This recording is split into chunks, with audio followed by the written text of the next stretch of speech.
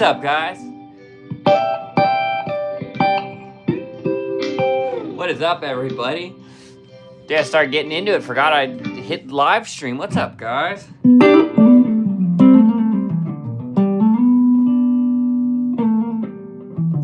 What is up? Mike, All Out Guitar, Russ, Dave, good to see all you guys.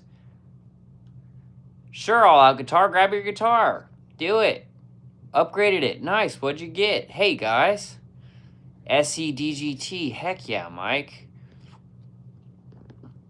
The SE-DGTs are awesome. And the SE Silver Skies. I just played the SE Silver Sky at a gig last night. I really liked it.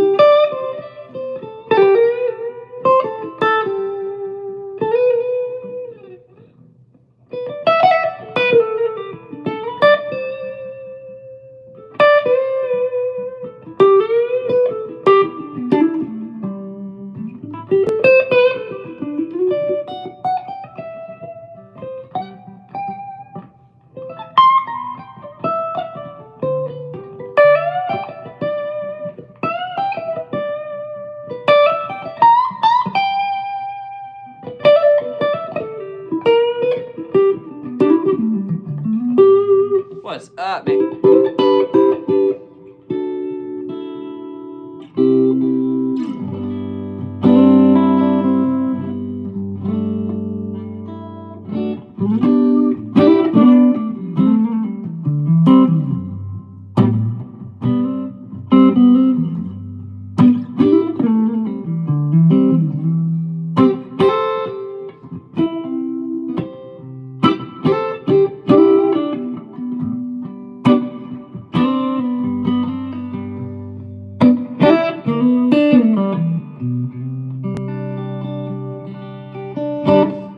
Okay. Serious, I watched it too. Journey here. Okay, let me answer a couple of... Hey, love the opera video. Thanks, David. I'm glad you guys liked it. I ended up just jamming. I typed in just like John Mayer's type of backing track. I was going to get something funky, and then I just clicked on what's essentially Gravity.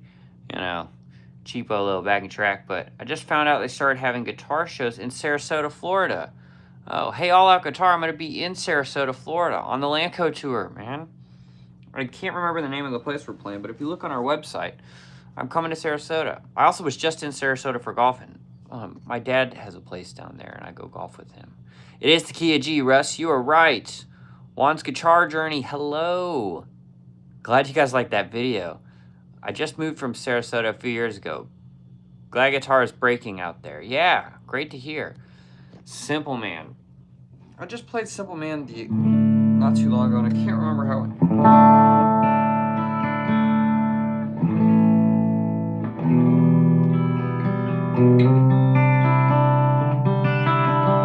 I am really liking the sound right now out of this, though.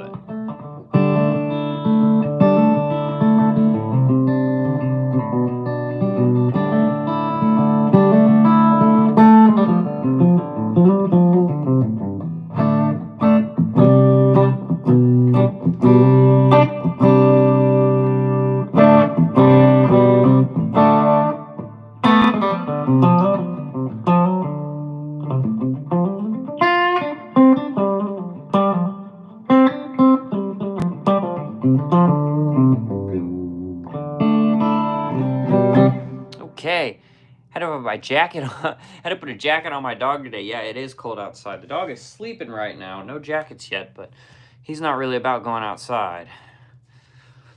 Player, Rob T. Hopefully we can get some new guitar shops here soon. Yeah. Y'all get more snow? Not here, Brock. No snow. It's just very, very cold. No snow, but very cold. What's up, everybody? So many people in the chat. Welcome to it. Hanging out today. I've got a bunch of time. I'm going to play some guitar, throw on some backing tracks, have some fun, man. Hey, if you're in here and you like it, do me a favor, hit that like button, man. I hate to do the YouTube thing, but it does help get the chat or the stream up and out to people. No way. Yeah, All Out Guitar. We're coming there. Saw your new Lanco video for your new song. Oh, heck yeah. Where'd you see that at, Scott? Is Guitar Center. Yeah, I've been to that Guitar Center. Great job at Whiskey Jam. Hey, thanks, Cam. Were you at Whiskey Jam or did you watch it on online? Did I see you there, Cam?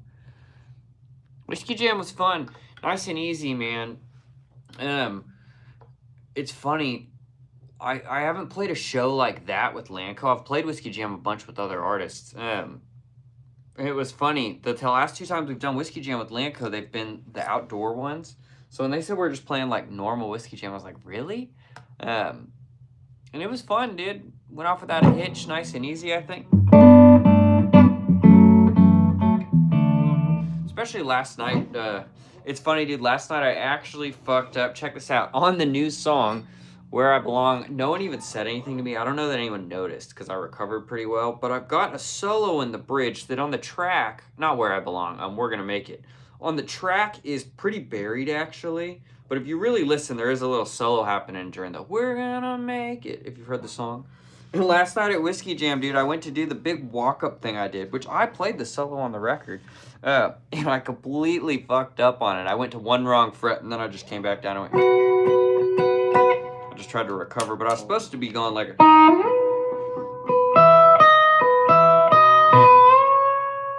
would have even more drive.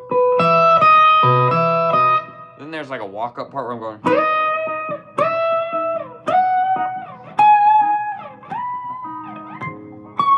It's hard even sitting here, man. Let's see it.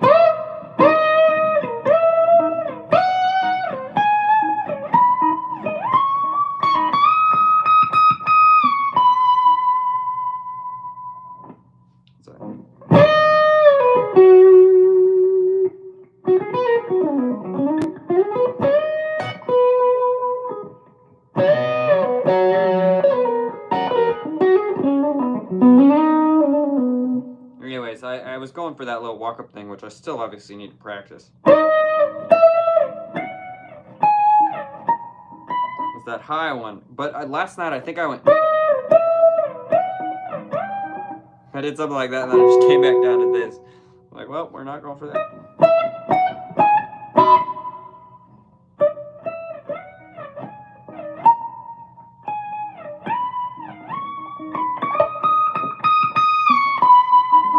Anyways, that type of tone, that type of thing, that type of deal.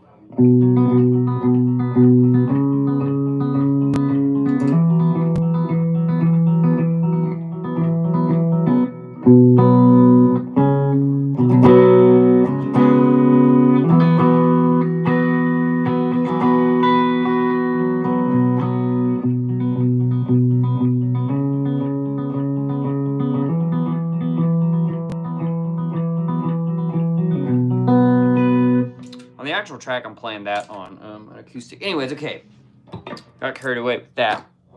Hey, we're not all perfect. I don't hit it every time, you know. Steven C's music. Oh, okay. Thanks, Russ. You mentioned Angel from Montgomery in another video. That's a great song. Play that sometime. Okay, you want to jam over that? Just turn on a little backing track. I'll jam over some Angel from Montgomery.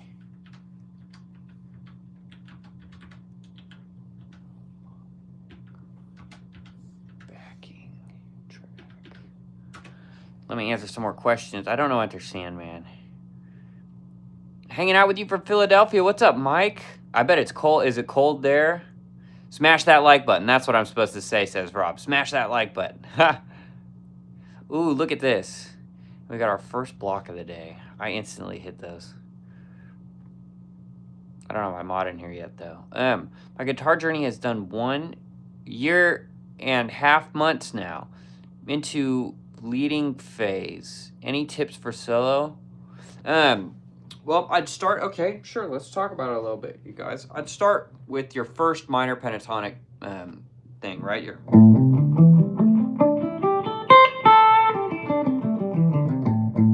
Look up minor pentatonic on YouTube.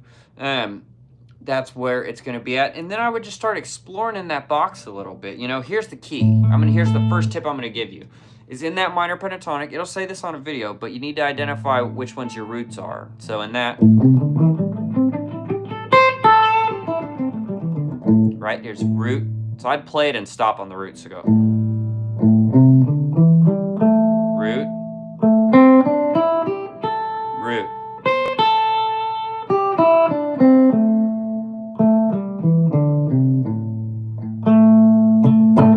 So why is that important? Because the roots are where, when you're starting, you maybe want to try and end your phrase at. So when I say end your phrase, it could be this simple. Watch this.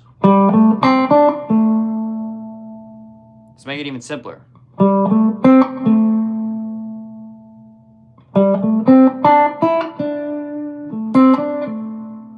See how I'm returning back to that note, and it's making it sound coherent, even when it's easy stuff, you know?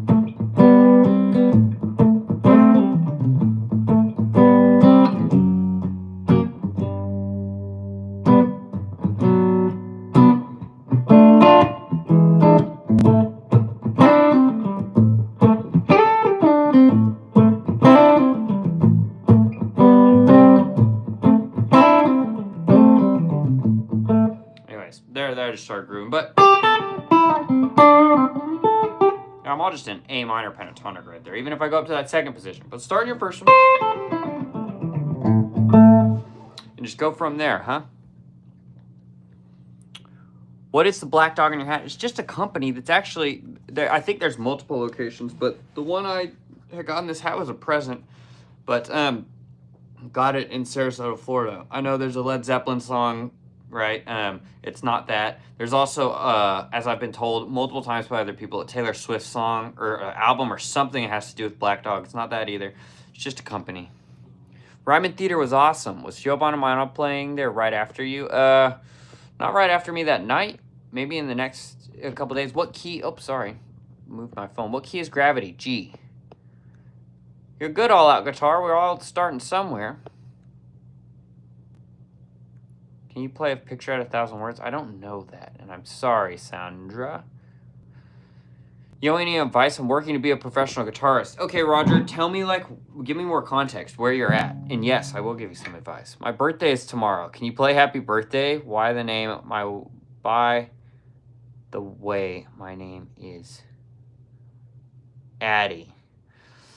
Happy Birthday? I don't really know how to play Happy Birthday. I mean, we used to in Nashville on Broadway, we used to do like a country, like Happy Birthday.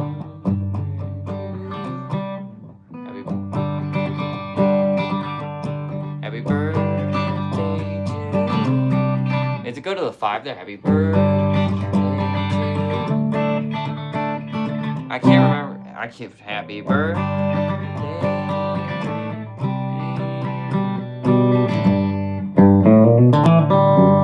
We used to do that when there's people's birthdays on Broadway, and it's been years since I've done it.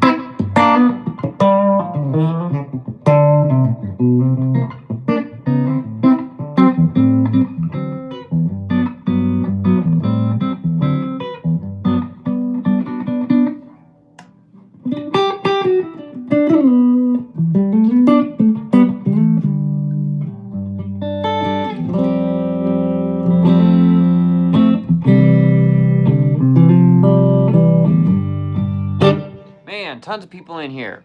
But happy birthday, Addie. Right hand picking is driving me crazy. Alternate is way behind my fret hand. How many minutes per day with a metronome? Joe, you know, here's the thing, Joe. 5 minutes a day will go farther than none that day, right? You know, my right hand fast picking is not crazy. I get a lot of my speed from hammer-ons and pull-offs, and I'm just not a shredder type of player. But, you know, the more you do, the quicker you're going to get better at it, right? It's like a math problem at that point. But just 5 minutes a day will help, you know, just...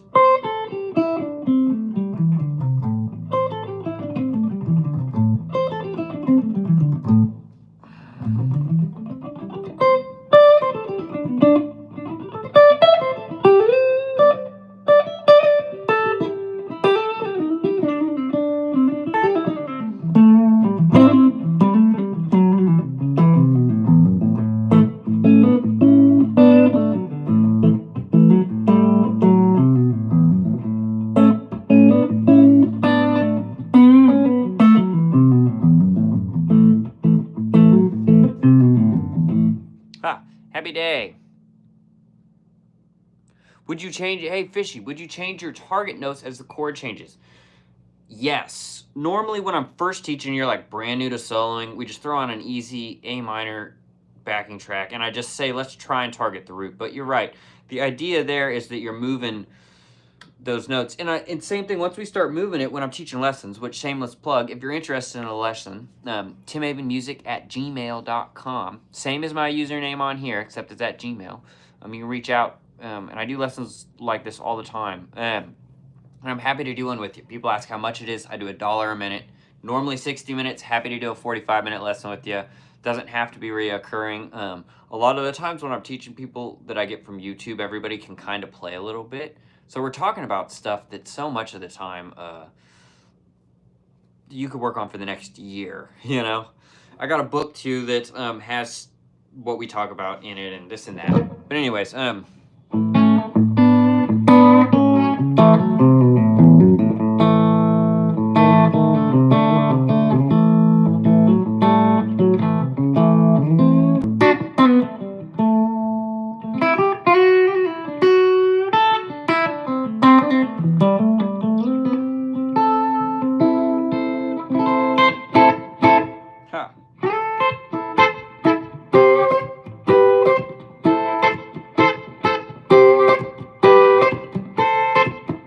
what if I do?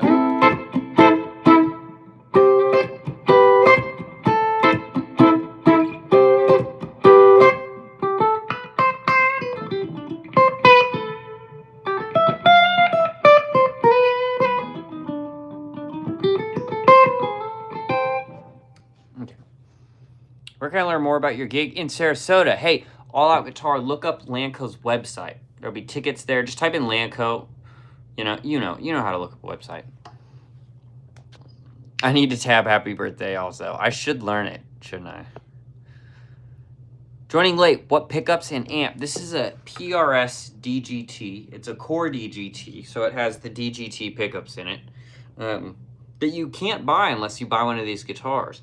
In fact, I was told that if there's a problem with one of these pickups and you need a new pickup, you have to send it to, I'd have to send it back to PRS to get them to put in another DGT pickup. They won't just send you a DGT pickup. Don't sell them. The only way you could buy these pickups, and that's why they're expensive, because someone had to rip them out of a DGT and then sell them.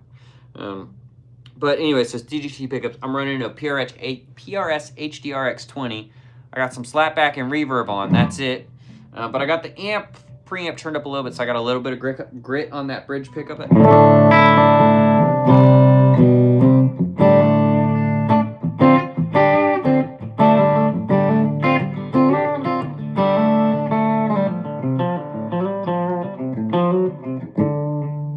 Just a little bit, you know, I could turn on some more sack.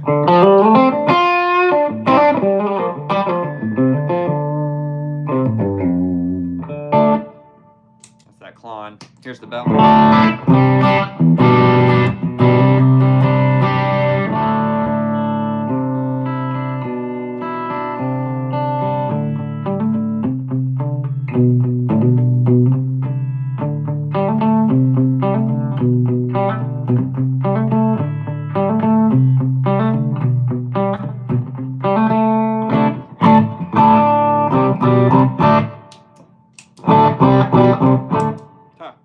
Okay. Hey, AJ, great to see you in here, man. Thanks for the subs, as always. Welcome to the 5 new people.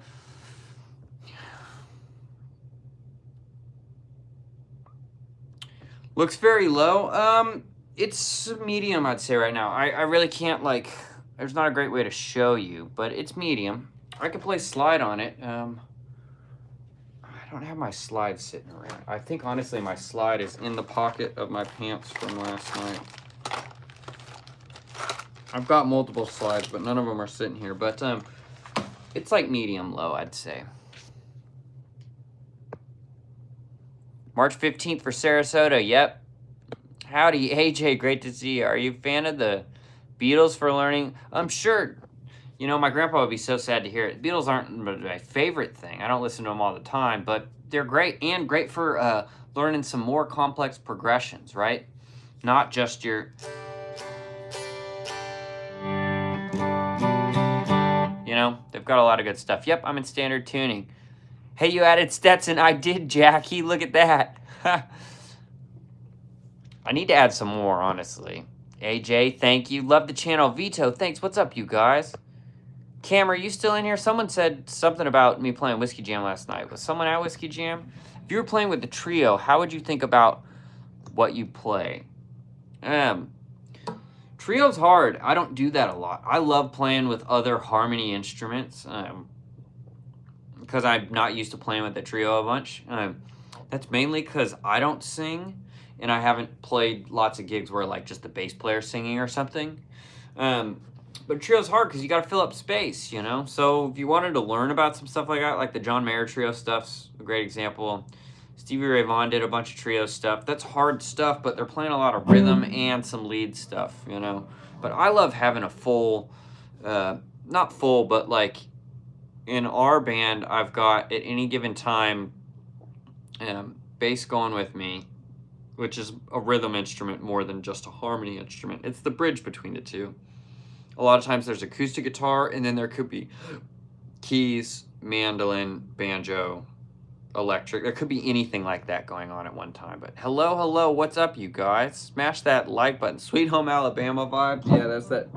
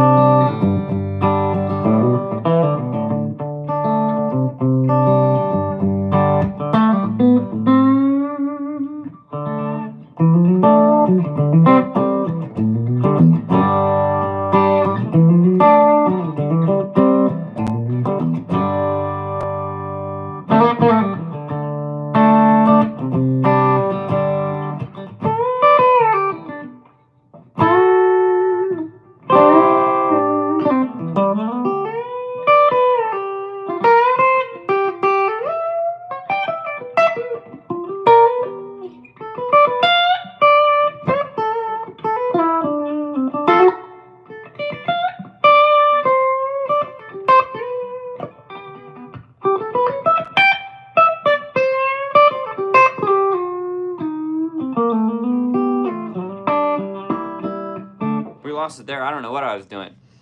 Hey, you guys. Thanks for hitting that like button, dude. We got a bunch of people in here. What's up to all the new people, man?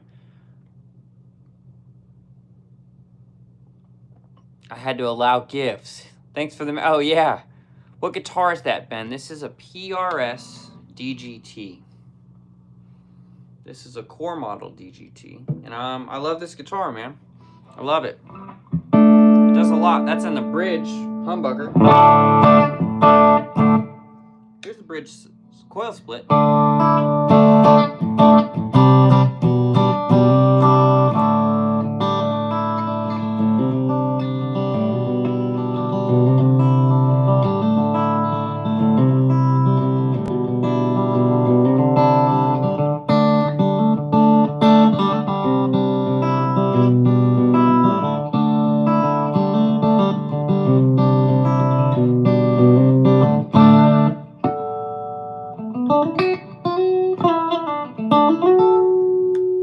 Here's the middle two coil split.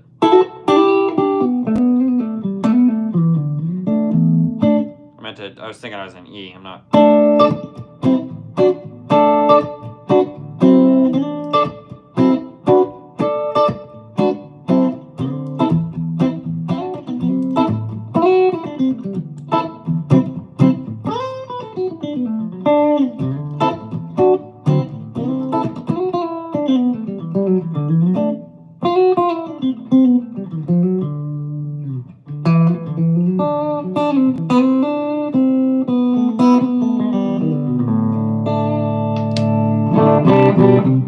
Back to humbucker. Okay, okay. What do you think about sweep picking? I think it's great if you're into that stuff. I can't really sweep pick at all. Hello from Germany. What's up, Music LG? Janelle says, where's Stetson? Sleeping in is great. And he's not locked in is great. He's just sleeping in there. Marcus King has some skill. Yeah, dude, Marcus King, another awesome one. Huge Marcus King fan. Juan, I just got a Jackson. I've been having trouble with string breakage when I use the tremolo. I find that the strings look kind of unraveled looking too. Any tips? I don't know. I've never owned a Jackson guitar, and I haven't really played on any. Does it have a Floyd Rose? If it has a Floyd Rose, I'm even less help. Honestly, I don't know.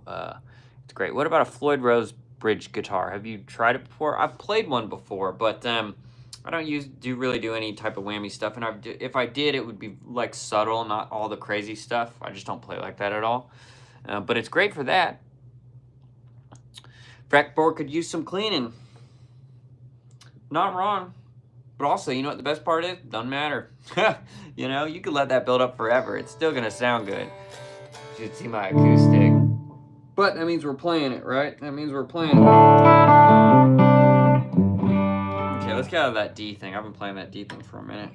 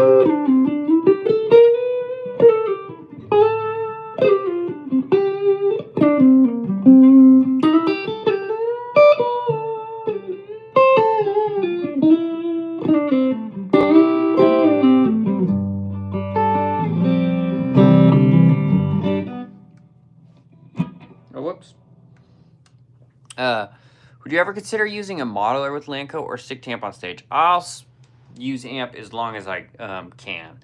I like amp just way more. So would I consider it? Only if I was forced to. Only if I was forced to. Otherwise, I have no interest, to be honest. Lots of my friends make them sound great.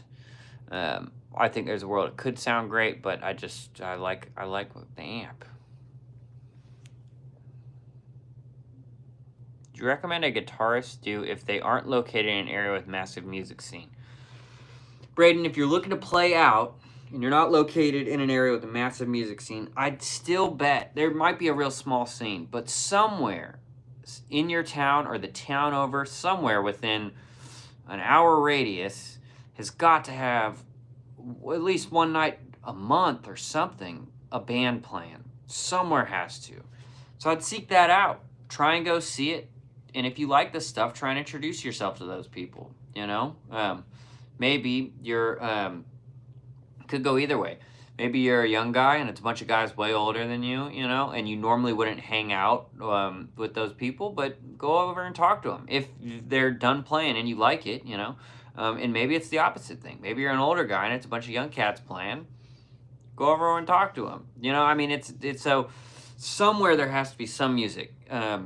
Yeah, you know, if you live in a place with tons of music, it's a lot easier to find music. It's easier to find people to play with, all of that. But don't count yourself out. I just find somewhere that there's live music and go listen to it and see if you like it. If you like it, try and talk to some of the musicians, you know. If it's not your thing, you don't have to. But if you're breaking strings, check for, oh, yeah. Yeah, Birds on the Metal, I agree. Agree with Fish, yeah. PRS makes an SE guitar with a Floyd Rose bridge. Really? I didn't know that. That's cool. Darka, what's up? Brock. Where that could catch, especially if you're... Oh, yeah, I see. Hi, hello, Jude. I don't know how to say your name. Sean, what's up? What's the most important quality in choosing a guitar for you? I mean, there's multiple, right? I think the number one... Excuse me. I think the feel, you know, putting it in your hands. Like, I'm not looking online and looking at specs and whatnot. I'm picking up the instrument and saying, how does this feel?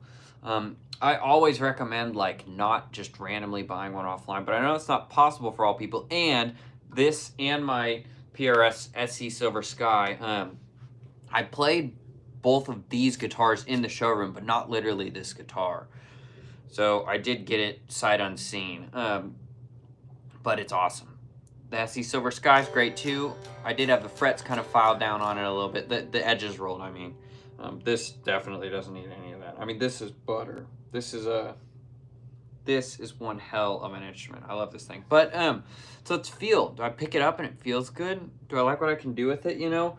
A lot of times I'm looking for the type of stuff you play, you know? So if I'm doing stuff like I just did, does this sound good?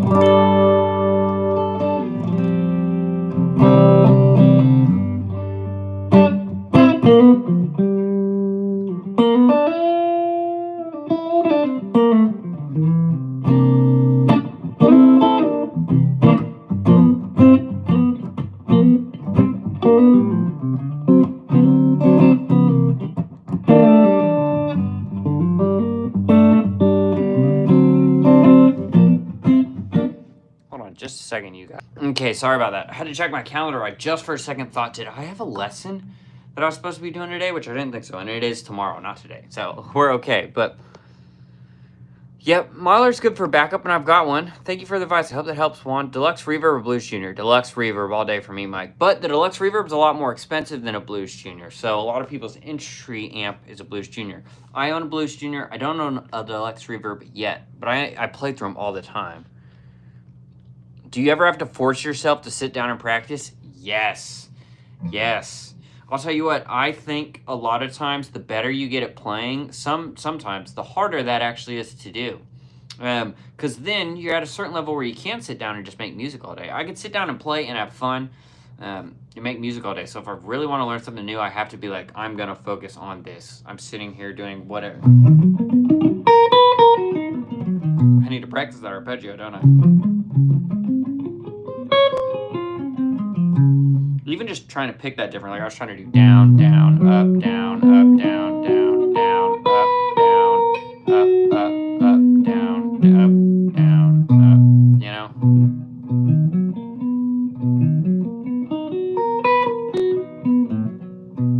Ah, that economy picking, because normally I'm not economy picking it.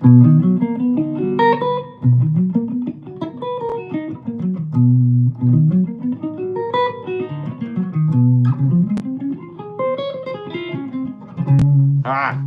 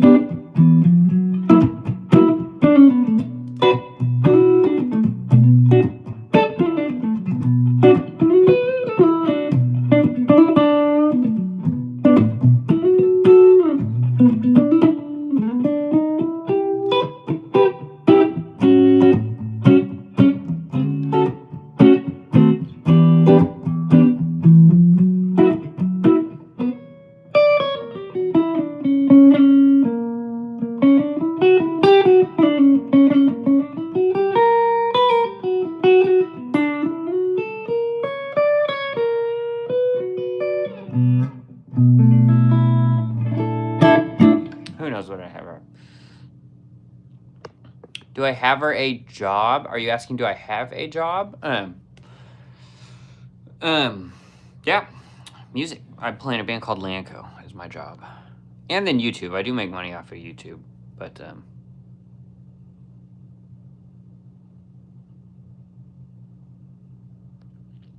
did you get to have input on the finished color of your DGT?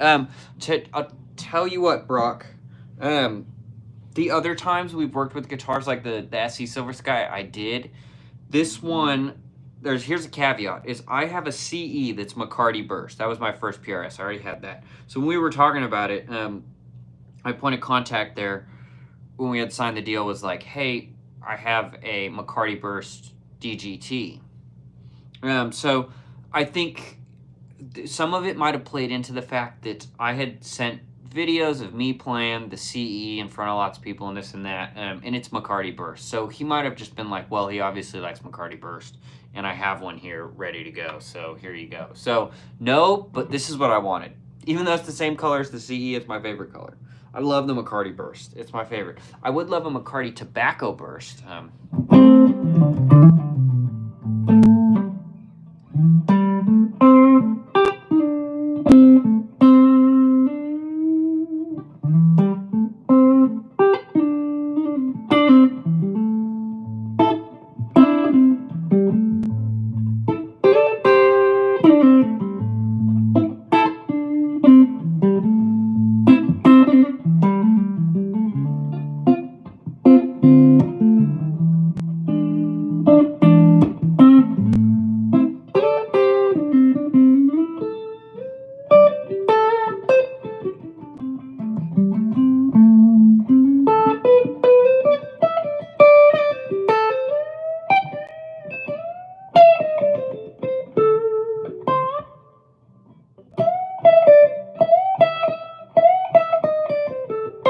That's a good little lick. Oops.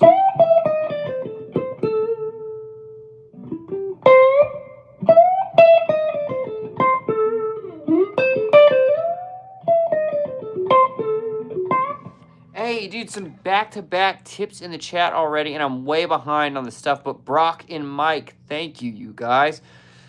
2 $5 chips in the chat already. I love you guys. Thanks, man. Thank you. Hybrid picking. Okay, I'll talk about hybrid picking. Let me get a cup. Jackie, I used to always be the youngest player in bands. For me, I mesh better with older players, but after 30 years of gigging, the gap has got closer to my age, now 47 years old. Yeah, that makes sense, you know. A lot of times I think when you're a younger guy, or you're just a younger player, it can be intimidating maybe playing with the older guys, sometimes. And a lot of times those older guys are really good. Or, you know, or they're at least better than you are. Because a lot of them probably got 20, 30, 40 years on you, playing-wise. So, you know, I've learned a lot from playing with people not my age. Wildwood Guitars, hey, SRV or Hendrix? For me personally, it's SRV. Good to see you. Got any Hank the Third type tunes tucked away? No, what am I thinking of? I was thinking of Merle Haggard tune. No, I don't, and I'm sorry. Do I sing? I could sing a little bit. I'm not a great singer. I've got like 3 songs I kind of sing.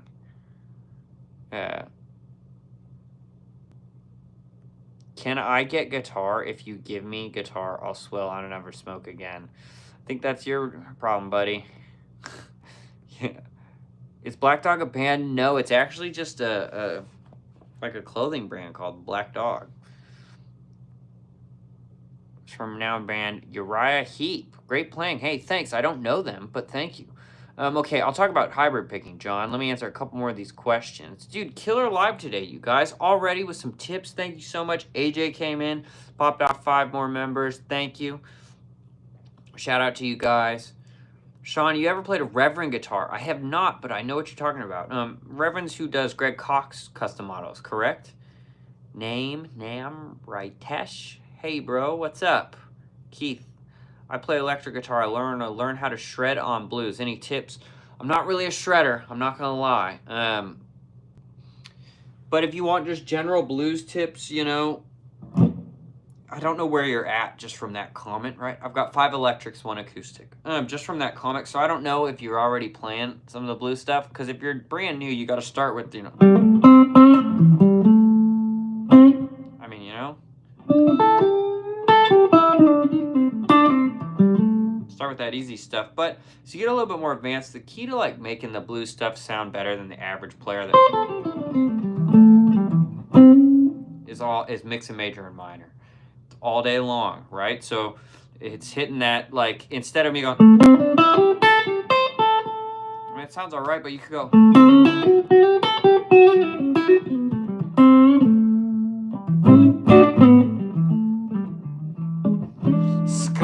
Scott, dude, don't do that and make me feel bad. This amp isn't fixed yet. You know, it's funny. I was just thinking maybe this week I just pull the trigger and go and do it. We got tour coming up, and maybe I want to have it. Scott, dude, huge tip in the chat. Thank you, Scott. It's always great to see you. I see all your comments. On the blues stuff too, big thumbs up for Scott. Let me like this for you. Thanks, dude. Yeah, on the blues stuff, the key to start not sounding just like if we're in the key of C, not just. And I'm thinking playing over a C7 chord.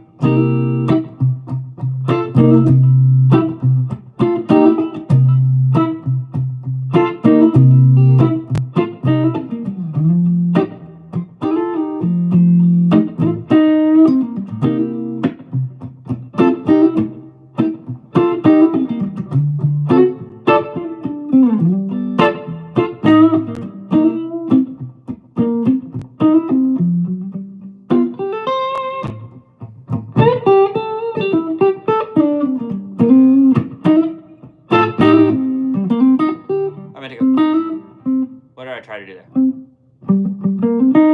That's where I messed up, because I started here. I'm gonna do.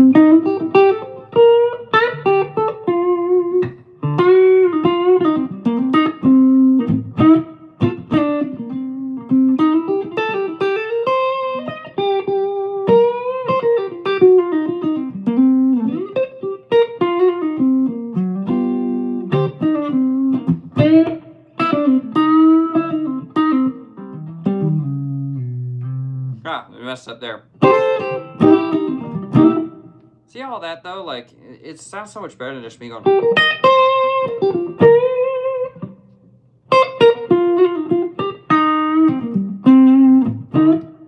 Even that sounds good though still. You don't want to get rid of that. But, like, you might have this lick in your bag. But if you're not mixing major and minor, you don't got the. You know?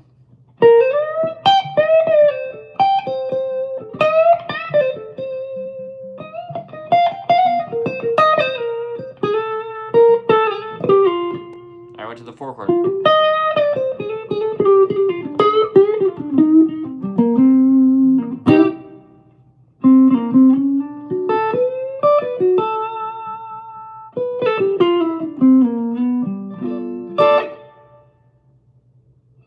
Haven't done that in a long time. About to drop my pick.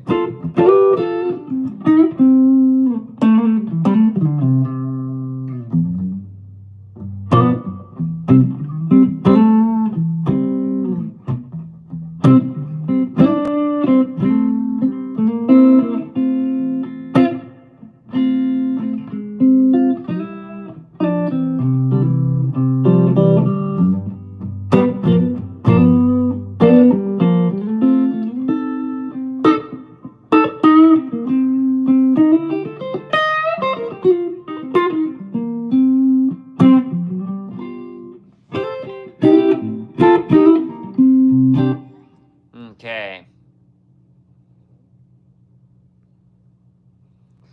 Let me answer a couple of these questions I'm behind. From India. I collaborate with you? Maybe. How do you want to collaborate? Oh, I never talked about hybrid picking. Who was that? John? Sorry, John, I got carried away. Fingertips from Brock. Yeah, Scott, Tim. Just caught another live video. What's up, Curtis? Keith? I don't really know any AC/DC, to be completely honest. That was some good jams. Hey, do you think so, AJ? I'm not going to lie. That first jam especially, I was kind of nervous. But Smells Like Teen Spirit.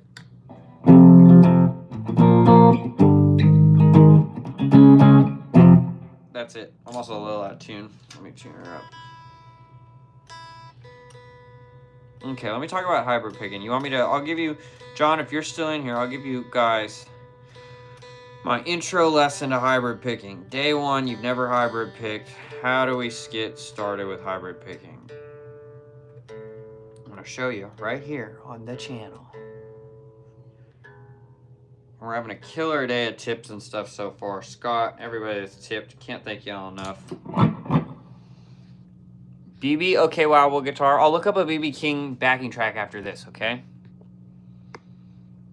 I'm also newer. Definitely can't play Through the Fire and Flames, nor do I have any desire to. But if you want to, good luck, man.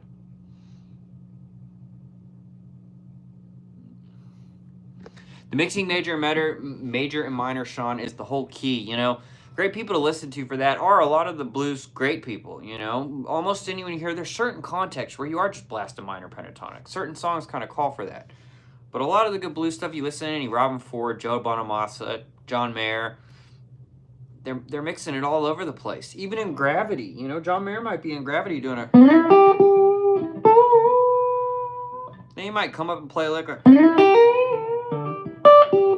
You know, for just a second, I bent up that minor third going... You know, that's a great one. They might go... You know,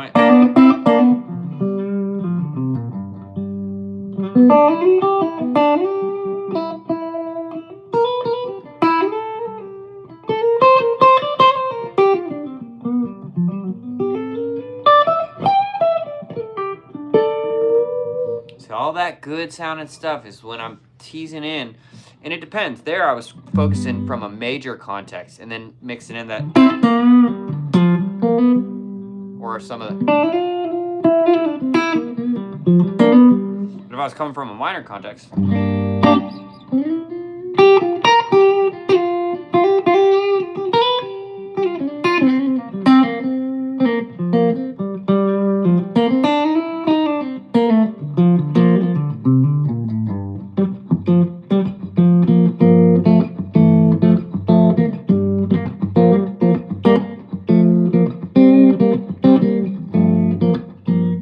I don't know what I'm playing.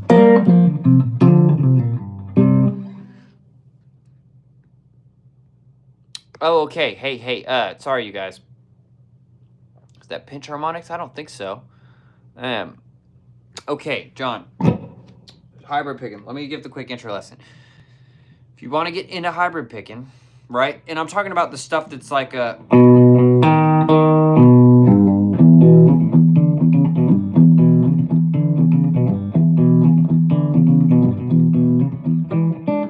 Or like a...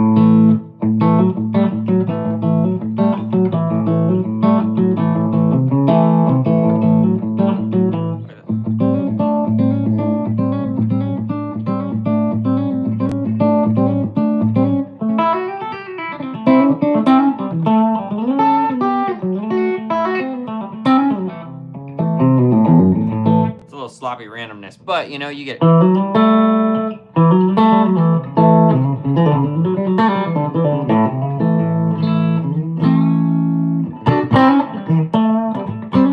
Okay, let's pick. We're gonna start. Grab this little A chord.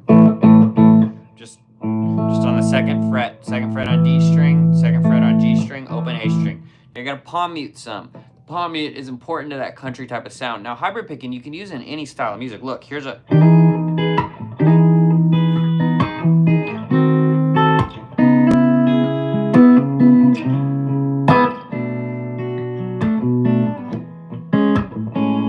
I'm not gonna lie, doing that rhythm part with the hybrid picking, that is no doubt.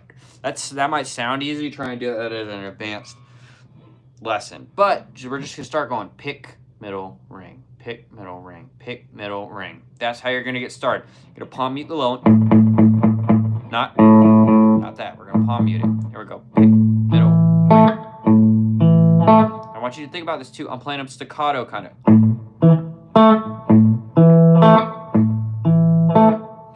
as soon as I hit that last one, it's not that, it's...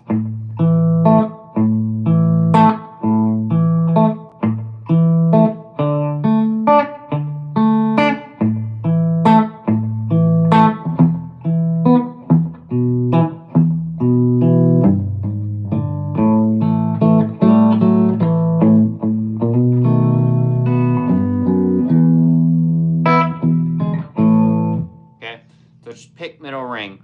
You're trying to pop it. You can also go pick and then pop these two together. Each one has its own string. So I'm pick on the A string, middle finger on the D string, ring finger on the G string. General idea is your pick's about on the lowest note you play. You could do it.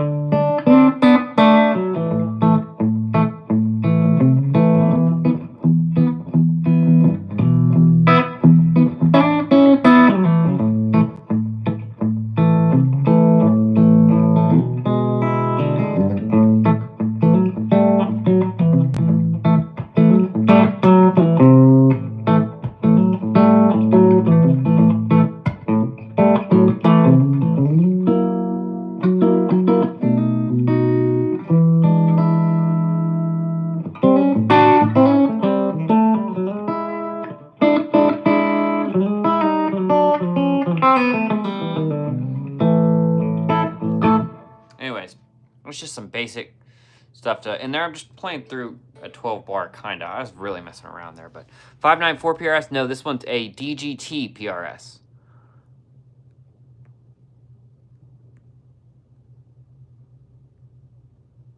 Could you have venues supply AC30s instead of hauling your amp around? So for Lanco, yeah, we have the venue doesn't. We use like a backline company if we have to backline.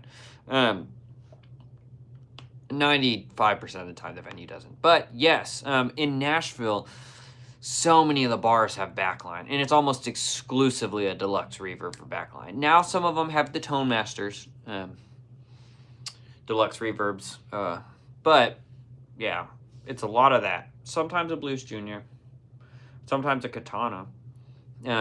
But in town, you know, there's normally good stuff.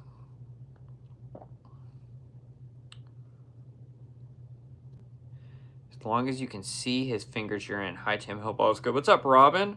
Hello. Can you give an example of the difference between pinch harmonics and cyber picking? Did you mean hybrid picking? No idea what cyber picking is. Pinch harmonics, I'm not killer at pinch harmonics. I mean, you know, if I need more gain, I'd be...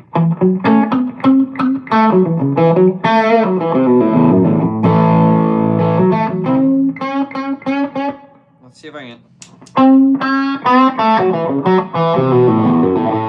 Okay, more gain really helps with it.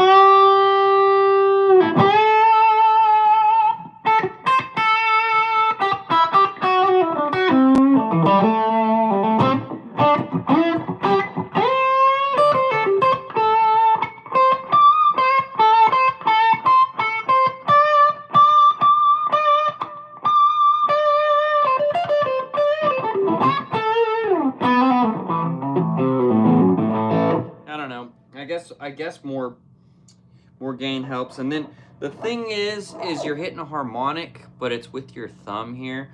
So when your pick goes down, your thumb hits right behind it. That's what makes it happen. It's definitely a feel thing. I'm not great at doing it. I mean,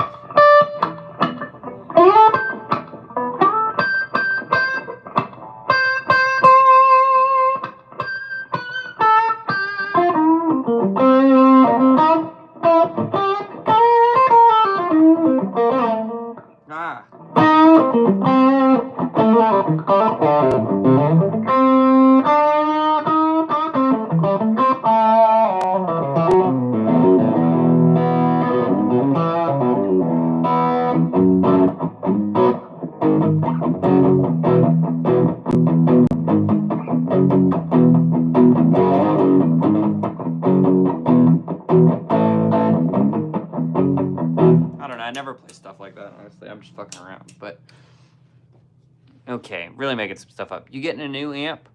No, not right now. I'm essentially getting a new amp. I have not had the Sir Bella Reverb working since I have been on YouTube.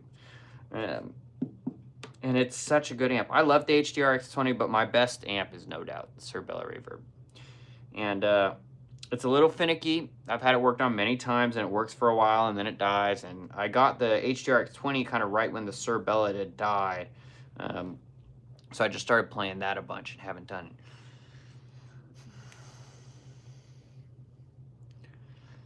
Hello. I'm glad you're a big fan, and happy birthday. I have never heard A Million Dreams, and I don't know what that is, so I am so sorry to ruin your birthday with that, but... Do you know Lorna Shore? I do not. In the war, so many people talking about stuff I don't know, but with a few high-profile gig recently, have you experienced any stage fright? And yes, do you have any advice for tamping it down? Oh, it's Jason. What's up, Jason? Good question. Okay, Jason. Good question. You know, the Opry... Stage fright? I don't know, man. It's going to sound so conceited when I was like, I wasn't very nervous, but this is where I get nervous. I get nervous when I feel like I don't know the music or I'm not prepared on any level. That's where I get nervous. And I hate that feeling. With the Opry and like at the Ryman right there, a little bit of nerves, but I don't know. I'm not thinking nerves because of the amount of people. Like, I've played to a lot more people than that. I don't know. I didn't really have any nerves. I mean, I felt kind of excited, maybe slightly nervous, but not really nervous. But we had played the songs we played a bunch of times. I knew what I was playing. I felt good. I played with the band. You know, I've gone into battle with the band so many times that, like, I felt good. Everybody else was feeling good, you know? So, it sounds dumb to say, no, I didn't have any nerves, but stamping it out, you know, I don't know. Every time I've gotten on a bigger stage with more people, and now I've started to play some stages where it's to the point where there could be way more people still, and it just, at a certain point, the number of people, it's just a ton of people anyways, whether it's 8,000 or, I mean, I think the most I've played to is somewhere between like 10 and maybe 12,000 people in Madison and Wisconsin, actually. That's what I was told. Before that was maybe 8,000 people a couple times. The main one in Green Bay at Titletown. They told us there was just over 8,000 people there. But at a certain point, man, it's all, I don't know. You know what I think makes me more nervous is these, like, television-esque type things. It's not playing in front of lots of people or, like, a big stage. In fact, I think that's easier when I know the music and it's good. But once you start getting into these situations where it's, like, scripted stuff happening and I don't know. I don't know how to describe it. I'm sorry, I feel like that's such a bad answer to that question, Jason. But my true honest answer is like going out and playing the Opry and the Ryman. I wasn't very nervous. I felt good. It was fun. You know, maybe in the moment I'm not overthinking it too hard. I enjoy afterwards thinking like, man, think of all the people that have played on that stage and this and that. But I wasn't up there thinking like, man, I watched Derek Trucks stand right where I'm standing, play. And he was playing way better than me. Maybe I sucked. I deserve to be here. You know, if you start going through that rabbit hole, especially when it's game time, that's probably not good. But it's a great question, Jason. I'm sorry I don't have a better answer, man. I feel good because I've played a lot of this stuff with the band a lot of times. And that's grown, you know. At first, I was more nervous for Lanco.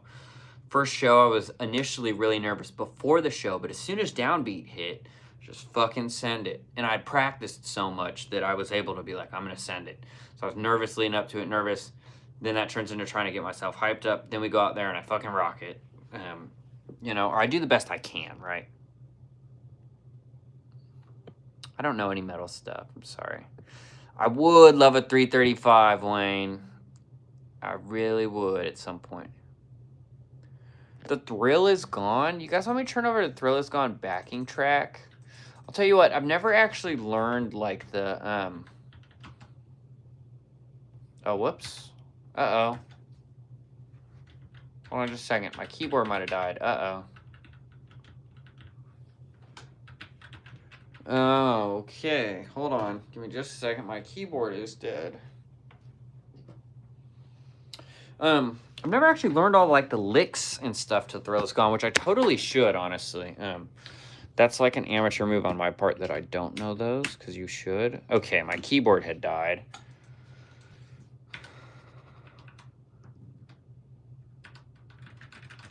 And it's still not wanting to work. Okay, there it is.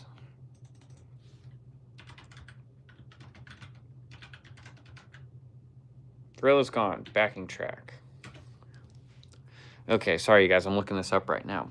I'm gonna jam over it though.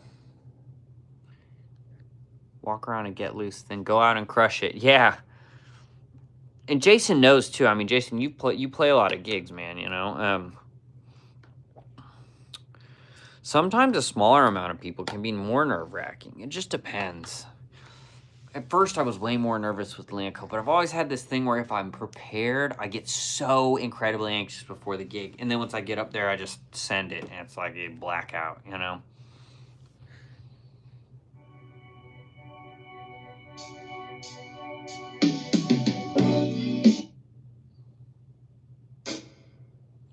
Okay, we got some Thrill is Gone coming up. Sorry, you guys.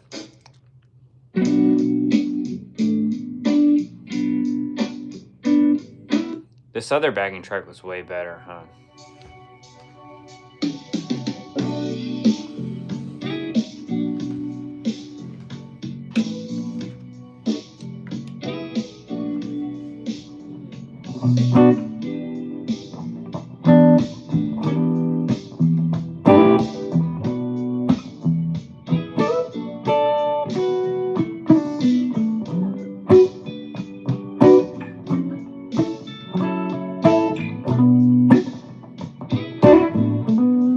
Turn it up a little bit.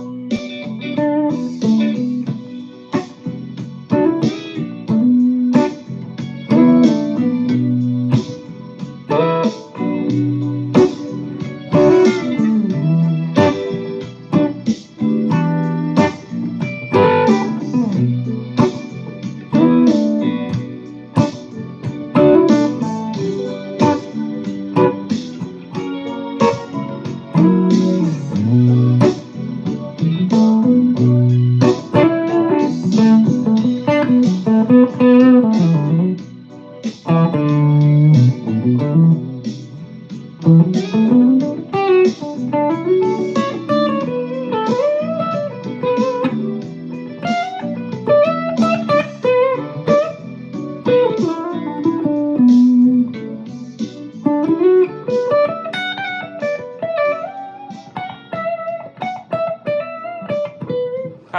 Okay, there it is. Me just literally blowing over it, right? You know. Hey, a great example right there though. A little bit if you're jamming with some backing tracks, right? Some stuff was good in there that I played. Some wasn't great. I'm just improvising. It's a lot of blues. It's slow. It's not. I'm not a shreddy player, so I'm trying to think. Okay.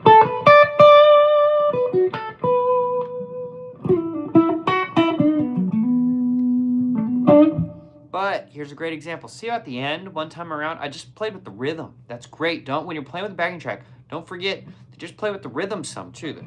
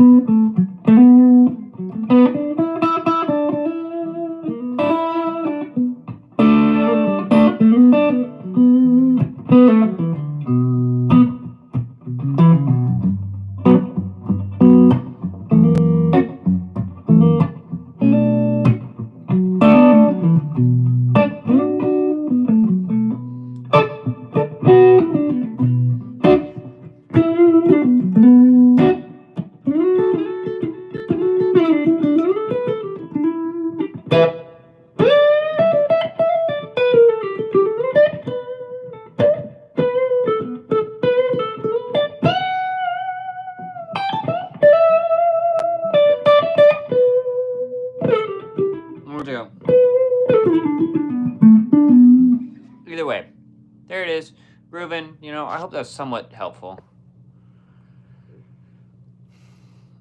Yeah, Jason, and I agree. I figured you kind of meant that because I know you've played a ton. But it is a good topic. You know, maybe I should make a whole video on it. Because I've never had what I feel like is pure stage fright. It's not even the people. I don't care about the people. I'm super anxious about the other musicians. And if I don't know the music, I don't care what any of the people think. I mean, I do, but I really care that the other musicians are going to hate me because I show up unprepared. That's what makes me super anxious, you know? I get so anxious from that. Flying bee or Firebird. I don't play either, but I'd go Firebird.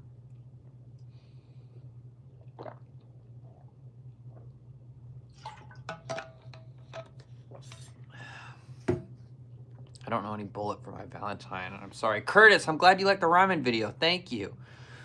I don't know the band Trivium. As you were answering, I was going to say, you guys are so prepared. Prep is the best antidote for nerves. Yeah, it's super true, you know? And that's just because we play together a ton. Now, you know? I've been in the band in March. It'll be 2 years I've been playing with Lanco.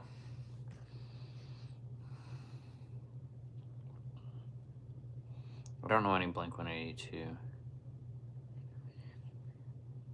I tell myself you have always figured it out before. Yep, you always end up figuring it out. Enter lessons. Hey, thanks, AJ. And you guys, you're right. Can I pin that comment? That would be awesome. Pin message. There it is. If you're interested in lessons, thank you, AJ. Reach out to that email in AJ's comment. Josh Smith, love Josh Smith, dude. Man, there's a killer lick he played that I can only, it's one of those licks that like I took time and learned, but I don't play a bunch of blues stuff all the time. I can only implement it once in a while, but it's over like that sharp diminished 4 thing. Going back to the 1 chord. So if I'm going,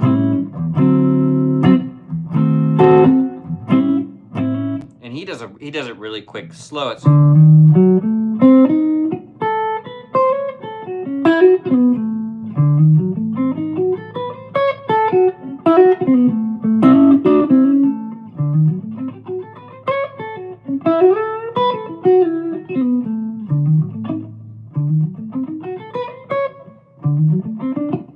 get out of it any way you want, I guess.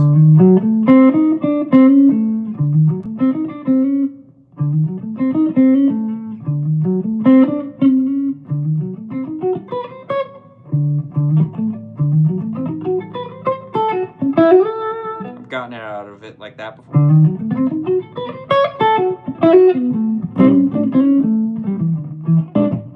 You know what's a fun lick that I don't employ a lot is if I'm playing over A7, right?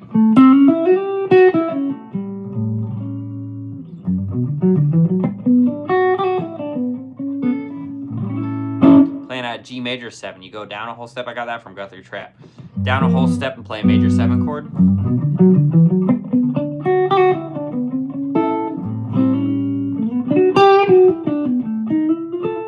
If I play it right though.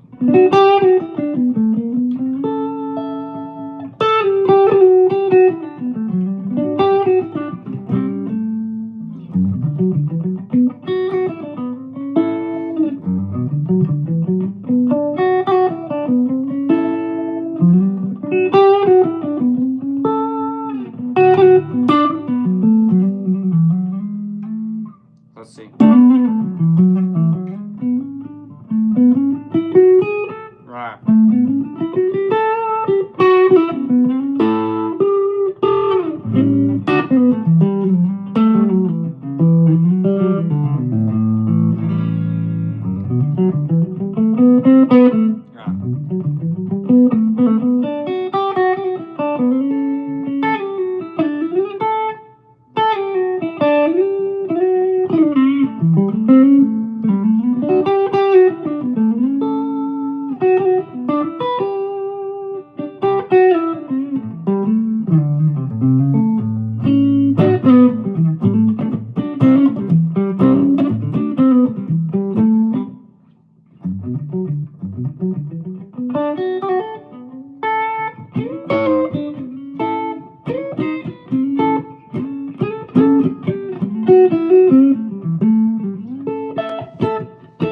I hate when this happens. I hate when this happens. I gotta put that necklace away. Kind of look like John Mayer's Super Eagle. It's a similar color. I think they did that first Super Eagle in a McCarty Burst also. I don't think his had the red back. I'm not sure. But the top, I think you're right. You could try and request a song. I'm a terrible request guitar player, honestly, but... On Tree of Death, Nylon String, Tim Henson. Never played it. I don't... Tim Henson's... you know, like younger generation guitar hero. I mean, you know, that's a guy, I never try and learn any of that stuff. It's just out of my wheelhouse, but listening to it's cool sometimes, being like, wow, this is someone that's pushing the instrument in a new direction. And there's lots of people like that in different ways. Tim Henson's a great example. Mateus Mancuso, I think that's how you say his name, is a great example of another direction. Mateus Asado is like an evolution of a John Mayer type of thing. John Mayer's still doing it, you know. Those are like younger cats that I think of, you know, and there's so many, right? There's so many. But yeah, I've never played that guitar. We play our sleeve, play ourselves some Hendrix. I don't know Purple Haze off the top of my head. I can play you Lil Wing. I haven't played Lil Wing in a minute. Do a little.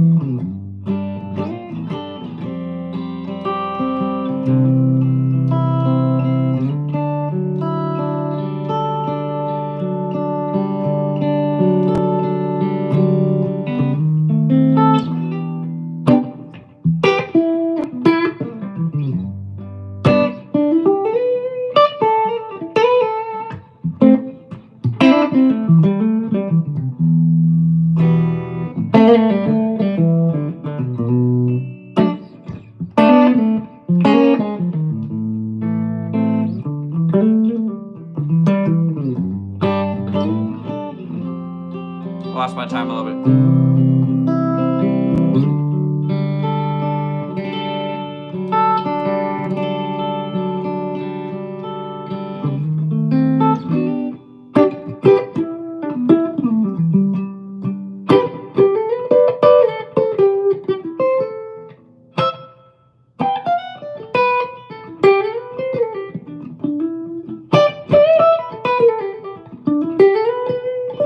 Little Wing's a great progression to practice over if you guys haven't, you know?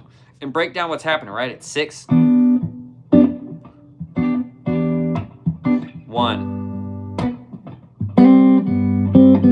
2, 6, 3, 2, 1, flat 7, 4, 5,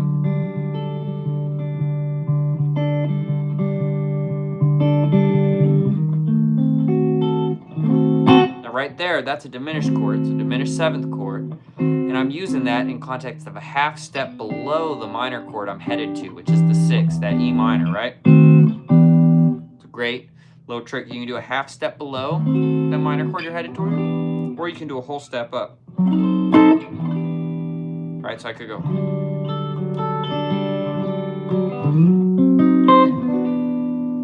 Could do something fun like this.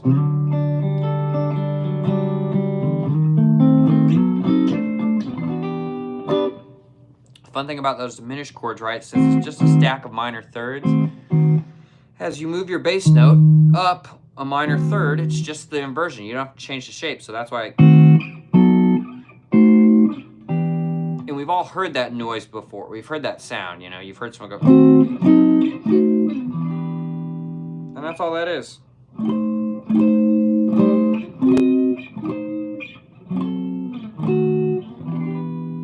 I mean, all day long, you know? So anyways, there's a fun little extra trick.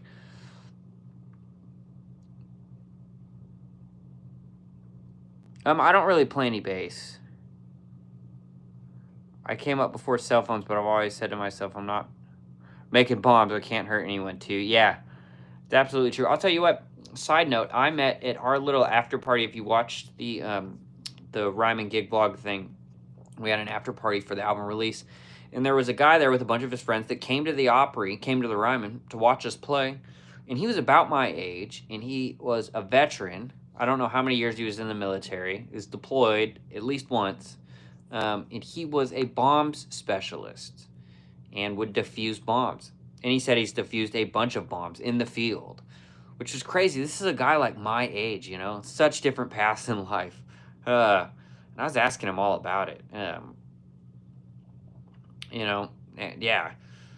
And when you meet a military person, right, like you normally like don't ask the question, right? And as soon as Trip, our drummer, came up, like the second question he asked was like, have you killed anyone? And the guy was like, well, no, not directly. And I was like, well, we're all wondering it, but you don't ask that question to a veteran most of the time off the bat, right? But he told me he defused a lot of bombs. So you're right, I'm not doing that kind of work. You know, you're just up there playing. You're not going to die. Just send it. Have some fun. It can be nerve-wracking, but, you know, you're not defusing a bomb. Which I'd met someone the other night that's like my age that literally, he might be younger than I don't know, that literally spent time doing that. I mean, isn't that crazy? So it's funny you say that, but great tone, my brother. Hey, thanks, Jason. I'm using a PRS HDRX 20, and for that Thrill Is Gone stuff, I turned on the Nobles ODR1, and I think I was in the neck pickup, right? That.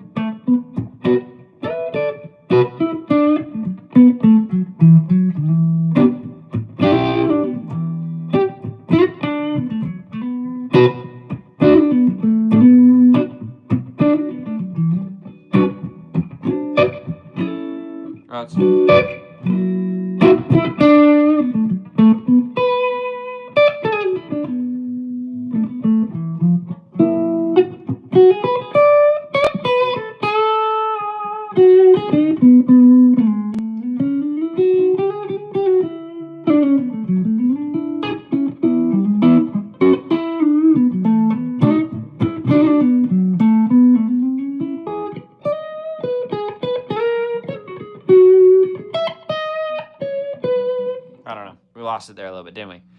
Okay. Played on Billy Gibbons' Pearly Gates Les Paul in the 1970s. Black Dog, I know. I wore a bad hat for a song I don't know how to play.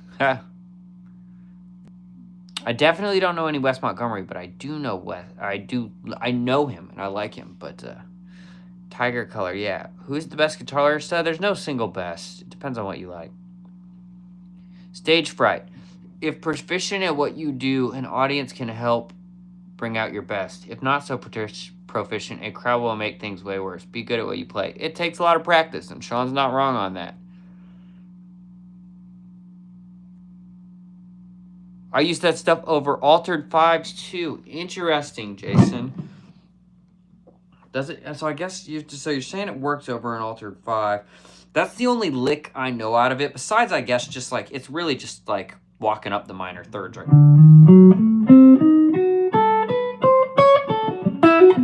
Obviously, there I'm getting out of it at the end.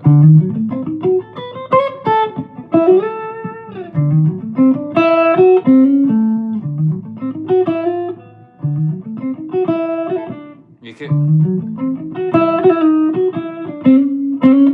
Oh, that's it. I don't like playing that lick, but it's a good lick.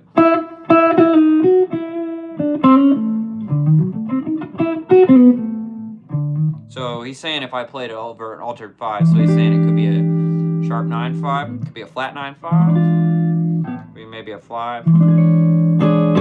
I guess that's just a normal. Maybe it'd be like this. The flat 13, flat 9.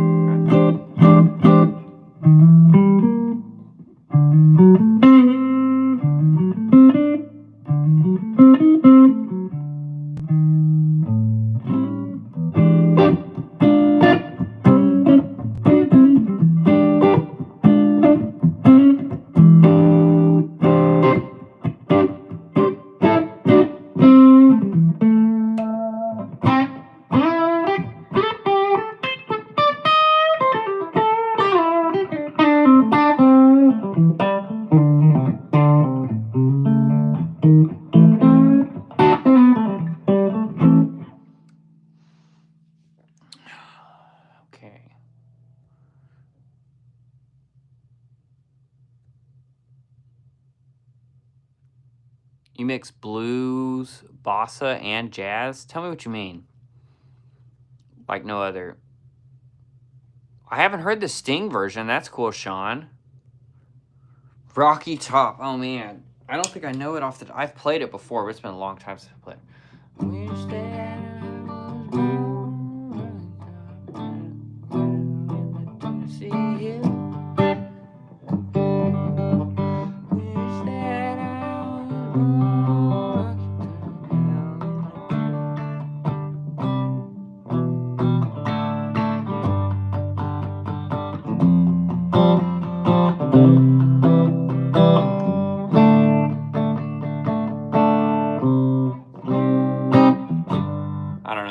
I don't know all of it.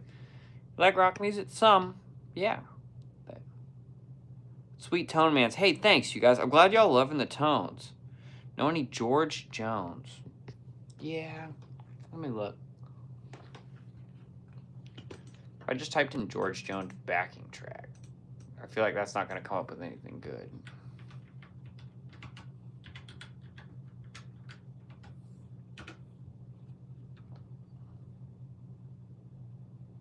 It's karaoke. That sounds like garbage. Holy shit, that is a terrible sounding Bandicoot track. This one just says Country Honky Tonk Jam Track in G.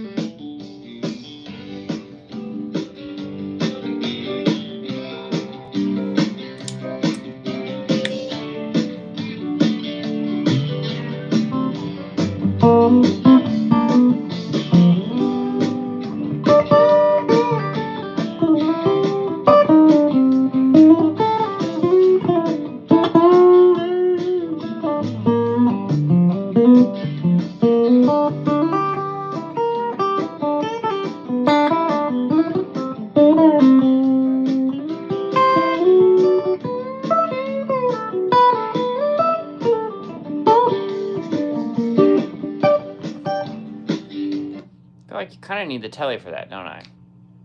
Not really the sound I'm going for. Okay, you guys, I got just a little bit while longer in this. Now I got to take the little dog out, wake him up. He's been sleeping. Sean, what's up? Josh, any suggestions for edge of breakup tone for Blues Junior? Currently have the master at 2 and volume at 10. Okay, Josh. So, based on what you just said, I'm not plugged into my Blues Junior right now, and it's not plugged in, so I won't get up and do it. But, so master at 2, volume at 10 is like overdrive, not edge of breakup. Edge of breakup, I would turn your volume to maybe noon, and then the master up a little bit, and open your guitar all the way up, and see where that's sitting. Because here, even right here, check this out. I've got a little bit of breakup dialed in on this right now. So my volume knob, it's a different amp, but same type of thing. The volume knob is set to noon. The master's pulled back to just under 4, and the volume is set to like what would be 5. The 5's kind of noon on this amp. So neck pickup, it's kind of edge of breakup, you know? As I get down, now it's both of them. Now when I go to the bridge pickup, we got, I'd consider that kind of edge of breakup.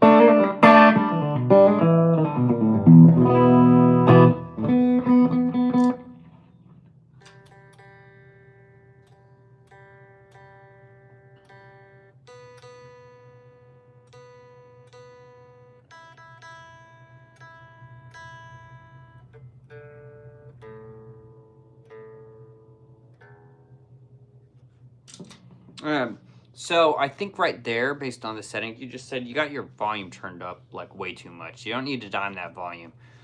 Just get it to where when you hit it hard, it starts to break up a little bit at full volume. That's a little bit of breakup there. Now, you know, it's not this kind of thing. Like if I did what you're talking about and I turned this all the way up and the master way down,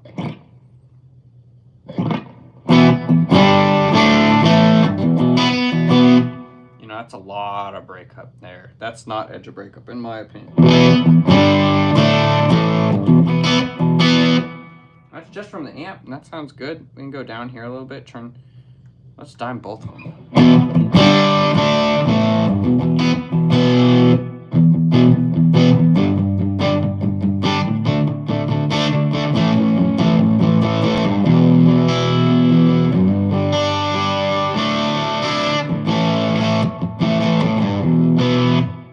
That's what I'm thinking of when you say that.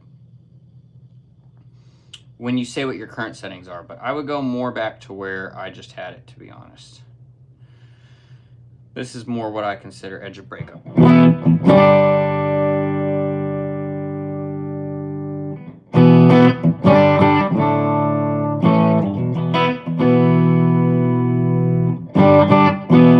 That sounds so tame compared to what I just had it at.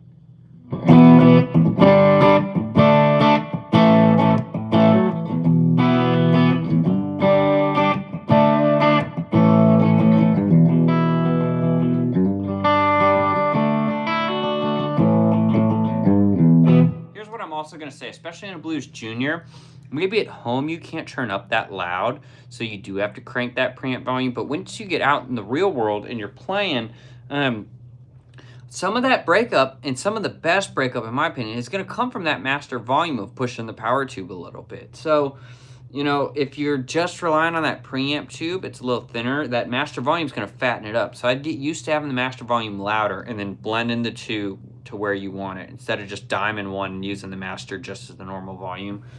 At least on this amp, that's how I'm thinking about it. That's how I think about it on a Blues Junior. That when I'm playing live, I can turn the master up more, and I'm going to be pushing that other tube a little bit more. And there's breakup that's going to come from that too, you know? So it's a balancing act, I think. Hey, thanks, Garen. I hope that answered your question a little bit, Josh. Running a 50-watt Blues Junior. Where'd you get a 50? How did you, is it modded? That's crazy. Volume at 4, master at 6. That sounds like a cleaner Blues Junior platform to me. 50 watts. Mine's 15. I don't know how you got a 50-watt one. That's crazy. Fender Hot Rod. Gonna put a 12 AY7 in V instead of AX7. You will get breakup at lower volumes. Yep, there you go. Maybe that'll help. V1 first tube. Should also work on Blues Junior. Yeah. Okay, you guys. I think this has been a great stream. I think I'm going to call it here. I got to let the dog out. I'm going to hang out. Hey, thank you guys for all your support. If you're interested in lessons, it's in the pinned comment right now, but you can email timavenmusic@gmail.com. I say it all the time, too, in here. I'm happy to work on anything you want. Cage system stuff, soloing, blues, country, some funker kind of soul stuff. I like all that stuff. Or if you just want to ask questions about tone, I've worked with some people on setting their rigs up and stuff like that. So just let me know. Happy to work on it.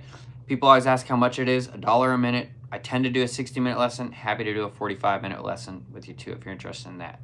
So how often do I play on live? Very often, multiple times a week. Anywhere from 2 to 3 times a week.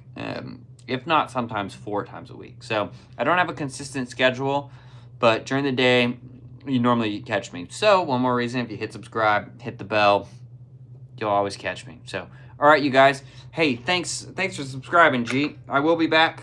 I'm on a lot. I'm posting a lot of content. Dude, YouTube's one of my jobs, and I treat it like that. So we're on here working at it. Okay, guys, time to let the dog out, hang out with him for a while. Have a great one. And until next time, peace.